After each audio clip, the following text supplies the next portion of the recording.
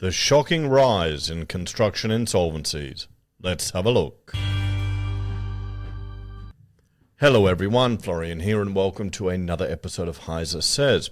Grab your stein of coffee, well, I don't know my stein at the moment, and I want to talk about the construction apocalypse as I've, coined many years ago. Now, this is a video series and we'll bring that one up here where, or playlist really, now with over 111 videos, and I'll add some more on there, so over 100 videos, just looking at builder after builder that's collapsing, people that are going bust.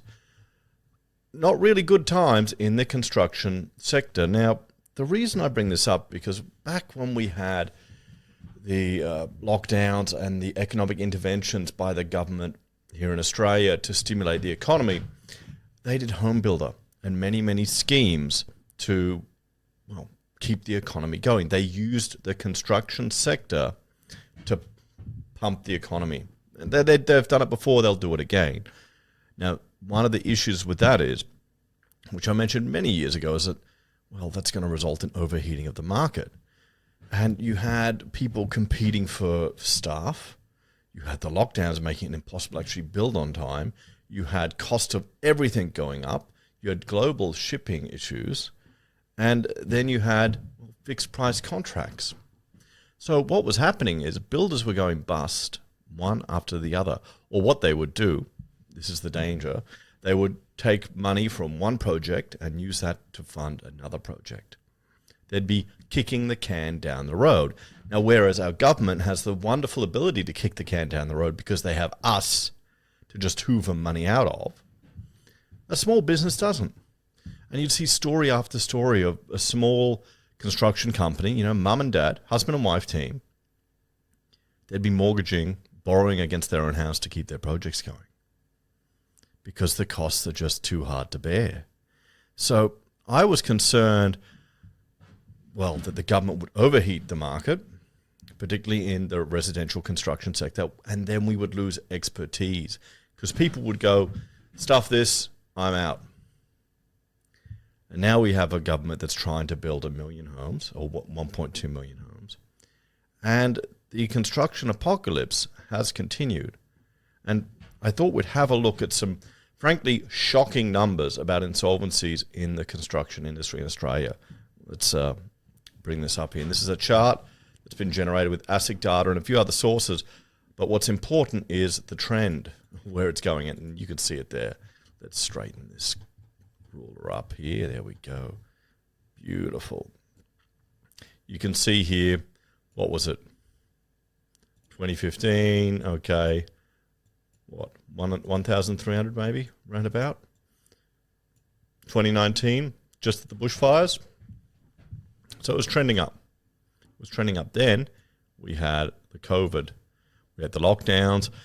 We had government handing out money left, right, and center. Everyone was getting money. You had JobKeeper, you had Home Builder. I'm just waiting for Mortgage Keeper. We've kind of got it. I spoke to a young lady the other day who's thankful she can get in with only a 5% deposit. And I'm going, there can be some dangers with that. But what's happened? 2021, okay, it got up, not to previous peaks. Still okay. 2022, okay, we're about the same. 2023, look at that increase, guys. Now, projects take time. Damage that could occur here can take some time to filter through to your business before you realize it's not viable or before you've pulled out every stop to keep the business going. And there are lots of really heartbreaking stories that you hear out there. And then we had 2024. Look at the numbers up here. And it's gone back down, but the data for 25 is only halfway done. So look how high that is already with limited data. So 2025 isn't looking much better. Now, what can we say about this? This is what we were all worried about, what we've been discussing on the channel for years. This is going to make it harder to meet the government's target to build all their houses. I know they've got modern methods of construction, they've got lots of different companies rolling in houses, but you also need the smaller businesses to provide homes. You want a variety of skilled people delivering this.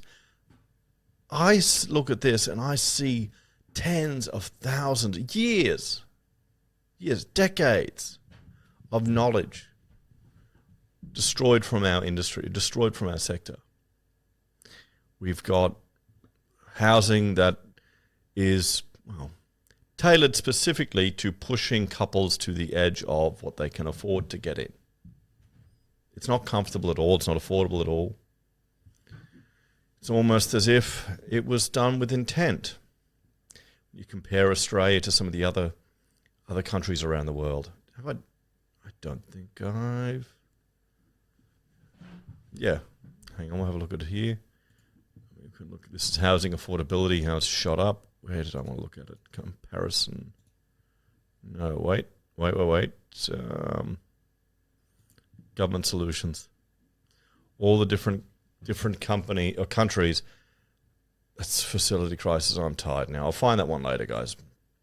I'll find that one later. Just all the different countries that are playing the housing investment game different to us, where we're going to struggle to meet any requirements.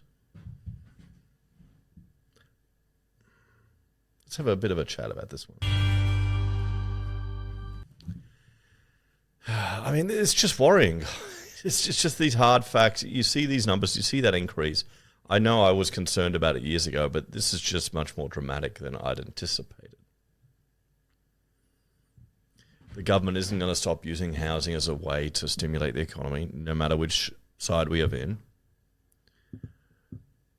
I don't see how housing is going to get any more affordable to the average person here in Australia. I think we're going to need a drastic cultural shift to change things in our country.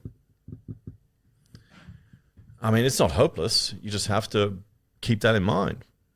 Bear that in mind, that housing is not going to become affordable by any previous measure. You're just going to live in a world where it's going to keep getting more expensive. And, I've got a video I'm looking on where there's this theory that it's a bubble here in Australia, but I'd like to put the argument to you with particular housing costs is maybe we should start pricing it in US dollars and not Australian dollars, and then look at it how much it compares to other people around the world, particularly as we're getting into a more global world. No matter what Trump's doing, you're getting people that want to travel and work all around the planet, and it's going to be easier to do. So I don't know, guys. I don't know what the solution is. Is there anyone with the political will to make the drastic changes that are necessary here in Australia, go counter to the culture, which is property obsessed, which is big government obsessed, it seems, to actually take the steps necessary to address the issues to ensure housing is more affordable? You'll piss off everyone. You'll piss off all the investors. You'll piss off all the environmentalists. You'll piss off huge sectors with huge lobbying power. You'll piss off the universities and want more people to come over here.